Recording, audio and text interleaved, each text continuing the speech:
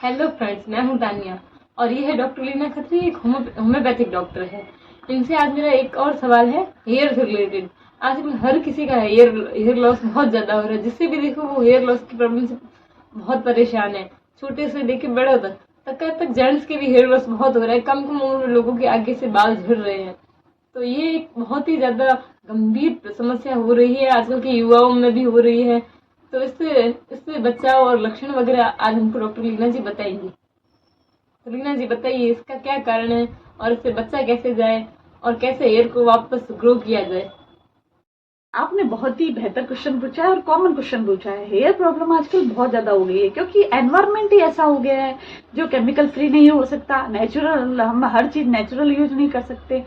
Even मैं भी, आप भी, सभी लोग ना नेचुरल चीज यूज नहीं कर सकते जैसे पुराने लोग करते थे। और खाने में भी ऐसी नेचुरल चीज हम यूज नहीं करते हैं जो केमिकल फ्री हो, क्योंकि हर चीज में खाने में भी पेस्टिसाइड गिरा हुआ होता है कहीं ना कहीं। भले ही हम कितना भी वो कोशिश कर ले तो भी उसमें कहीं ना कहीं थोड़ा बहुत कहीं ना कहीं केमिकल का यूज होता ही है।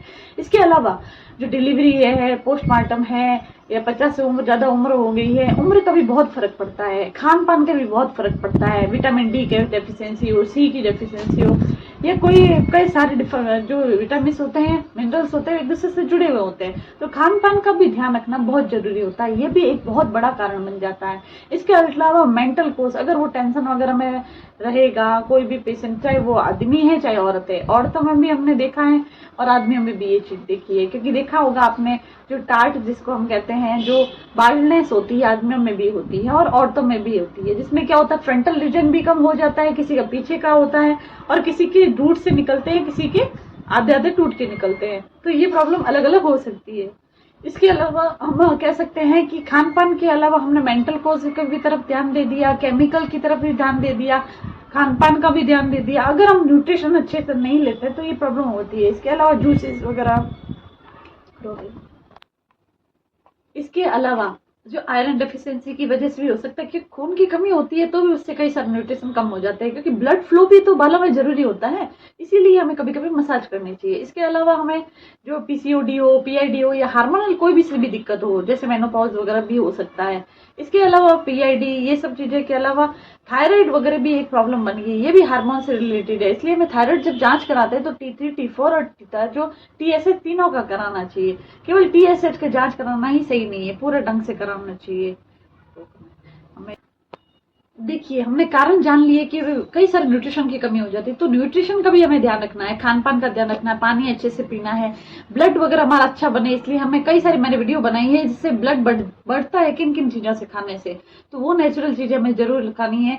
हो सके तो हमें अगर फ्रूट्स वगैरह खाते हैं तो थोड़ी देर भिगो के रखने हैं, ताकि उसके पेस्टिसाइड वगैरह जो है खत्म हो जाए, उसके बाद में उसको कंज्यूम करना है। उससे क्या होगा, और जितना हो सके जूसेस वगैरह कम और फ्रूट फॉर्म में अच्छा रहता है। तो ये सब लेके हम विटामिन डी, विटामिन सी और कई सारे विटामिन और न्यूट्रिशन हम उसकी पूर्ति कर सकते हैं। इसका मतलब मेंटली हमें पॉजिटिव रहना है, टेंशन वगैरह में नहीं रहना है, और जितना हो सके अपने योगा, प्राणायाम, ये सबको रूटीन रखना है।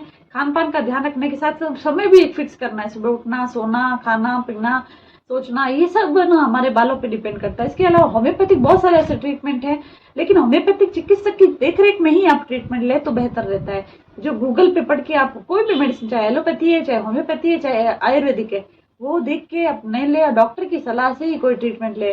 उसकी वजह से हमें बालों की और बड़ी प्रॉब्लम हो सकती है जो हम कभी ठीक नहीं हो। इसकी वजह से हमें कई बार हम ऐसे ऐसे नुस्खे यूज करते हैं जिससे बालों के इन्फेक्शन हो जाता है, डेंड्रफ शुरू हो जाता है। वो सब नहीं हो, इसलिए हमें डॉक्टर की सलाह जरूर लेनी चाहिए। और वो हमें जांचें वगैरह लिख के दे, वो जांचें कराएं। कई सारी जांचें होती है, जैसे ब्लड वगैरह से रिलेटेड, सीबीसी वगैरह, ये सब चीजें होती है। ये यूरिन से रिलेटेड कई सारी प्रॉब्लम्स होती है, क्योंकि शुगर वगैरह वाला के भी आपने देखा होगा बाल झड़ते हैं, और अगर विटामिन की कोई कमी होगी तो अपने आप डॉक्टर जांच कर लेगा। इस बात का ध्यान रखिए, हम बालों को झड़ने से भी रोक सकते हैं और बालों की दूसरी सारी समस्याओं को हम ठीक कर सकते हैं। धन्यवाद। चैनल में अभी भी नए हैं तो चैनल को सब्सक्राइब करें, वीडियो को लाइक करें, कमेंट करें। धन्यवाद।